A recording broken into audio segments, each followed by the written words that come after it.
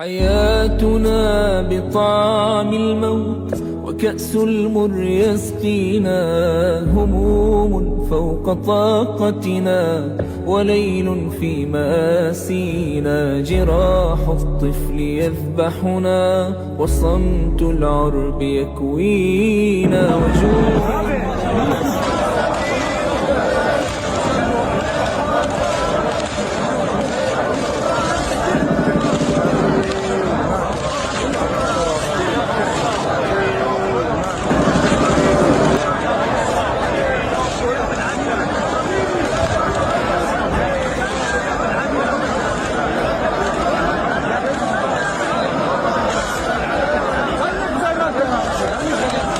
Stop accusing Israel deliberately of this egregious falsehood.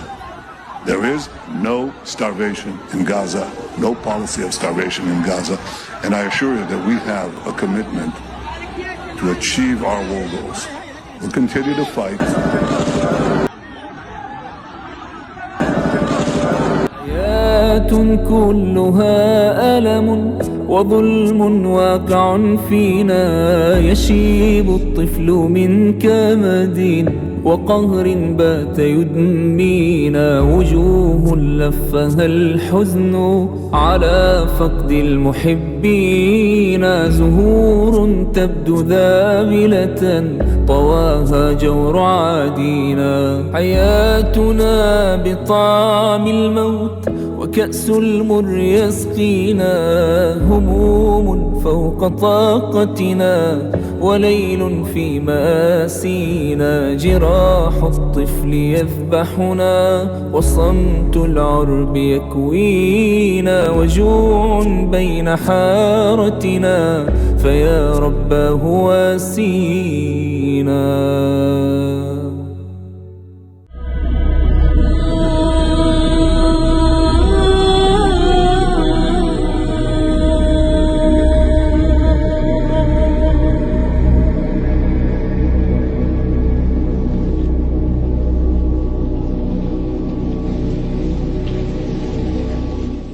Look at this boy.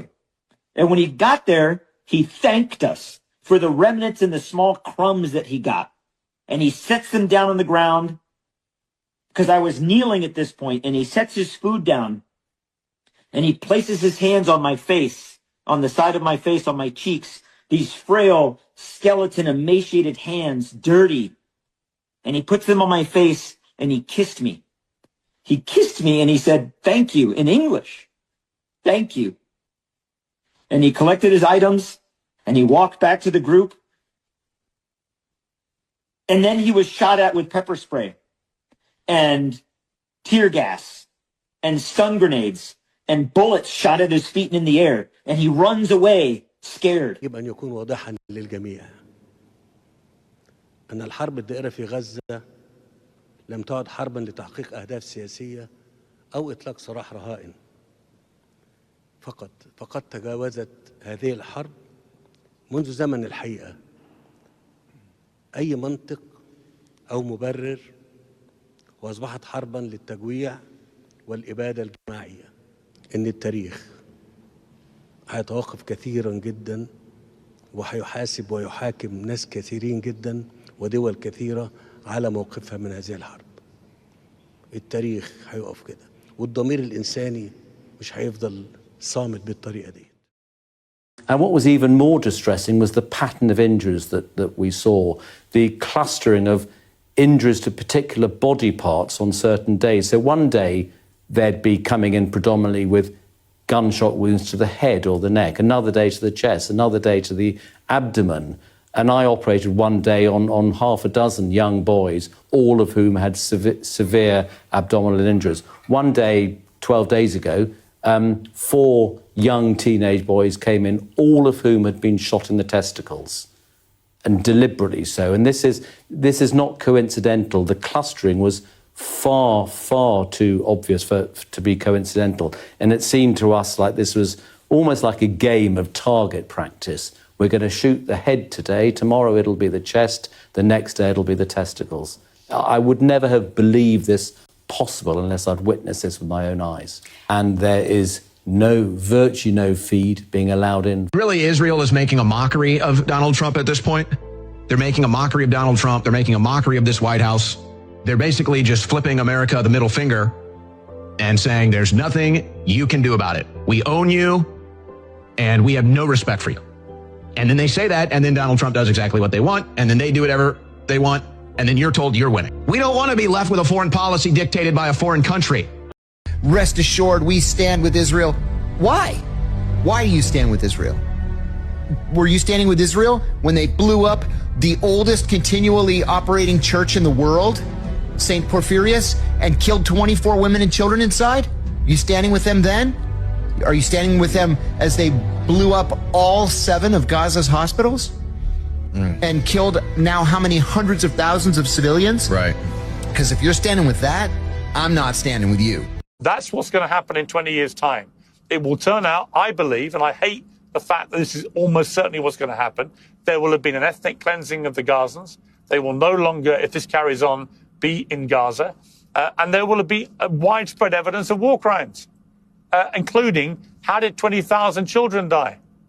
Is it true that children were being used as target practice by the IDF? As a British doctor said on British national television 3 days ago, literally used for target practice. Now, I'm sure if we ask the IDF about that, they'll say, we're launching an investigation. We're launching an inquiry. Actually, this doctor sounds like he's pro-Hamas. Actually, blah, blah, blah, blah, blah, blah, blah. The same thing that is said every time, because journalists aren't allowed in to verify either way. And when you block the journalists, you block the truth. An Israeli tank ran over a pregnant Palestinian woman back and forth until the fetus came out of her body. Do I need to repeat this again for you? Do you think I enjoy telling this story? Hell no. But do you need to hear it? Absolutely. Why? Because I'd like you to tell me how this act of pure evil is Israel defending itself. How this act of pure evil is targeting or thwarting Hamas. Imagine being a father that witnesses this happen to your wife and unborn child. Would you as a father sit there idly for the rest of your life doing nothing, or join a resistance against the oppression of barbaric murder of your people? This is just one of the thousands and thousands of stories. My patients were 6-year-olds with shrapnels in their heart and bullets in their brains, and pregnant women whose pelvises had been obliterated and their fetuses cut in two while still in the womb. Civilians are now dying not just from the constant airstrikes, but from acute malnutrition, sepsis, exposure, and despair. On March 18th, the ceasefire was violated by Israel. That day, I witnessed the most extreme mass casualty event of my career at Nasser Medical Complex. 221 trauma patients arrived in one morning. 90 were dead on arrival. Nearly half were severely injured children. No health system on earth could cope with this, least of all one that is besieged and starved of supplies. Children are supposed to be protected. In Gaza, these protections are simply gone. Every day, the distinction between combatant and civilian is erased. Most of my patients were preteen children. I don't want my taxes funding this. I don't want the people who represent us voting for that funding. I don't want the people who represent us taking money from AIPAC. I don't think Democratic candidates should take money from AIPAC or vote to fund military support for Israel anymore. Like, I really don't. There has to be a total mindset change in the Democratic Party. Yeah. When the war ends, we are not going back to the pre-October 7th status quo because it's not where the party is. It's not where the world is. We're not going to shovel billions a year in military aid. We're not going to veto every effort to recognize the Palestinian state at the UN. We should not take money from AIPAC. But we have to also recognize that the Biden era hug Bibi Netanyahu strategy has to be thrown in the trash can for ever.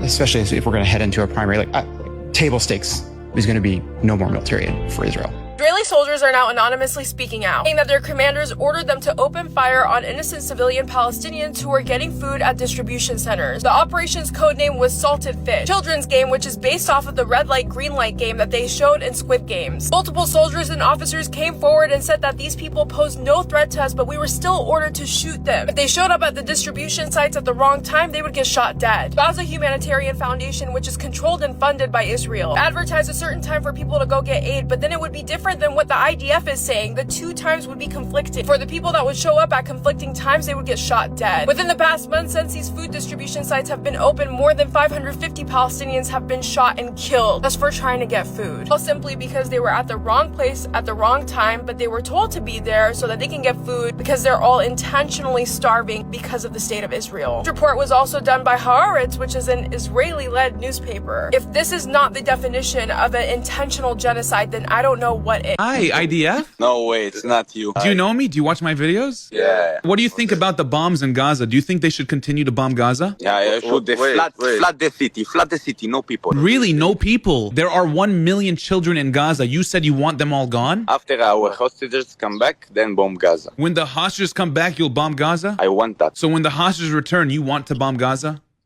Yeah. And you want to kill everyone there? It's maybe because you're an Arab, you are stupid. Oh, really? Yeah. I'm stupid because I'm Arab? What does that mean? It's one thing when Norway announces that it would recognize a Palestinian state, and quite no disrespect to Norway, but quite another thing when Britain, France, and Canada, all three announced within 1 week that they intend to recognize a Palestinian state.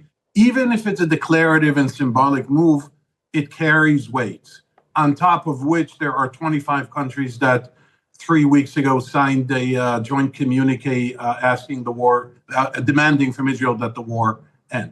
If Trump does decide that it is time to end the war, if he does conclude, Krishnan, that he was misled, and I'm being very mellow and subdued here by calling it misled by Mr. Netanyahu, and promises and pledges have not been kept and fulfilled, then one phone call could end this war. Believe it or not, one phone call from Trump, and this war will probably end, and that would be more than any other communique from Trump.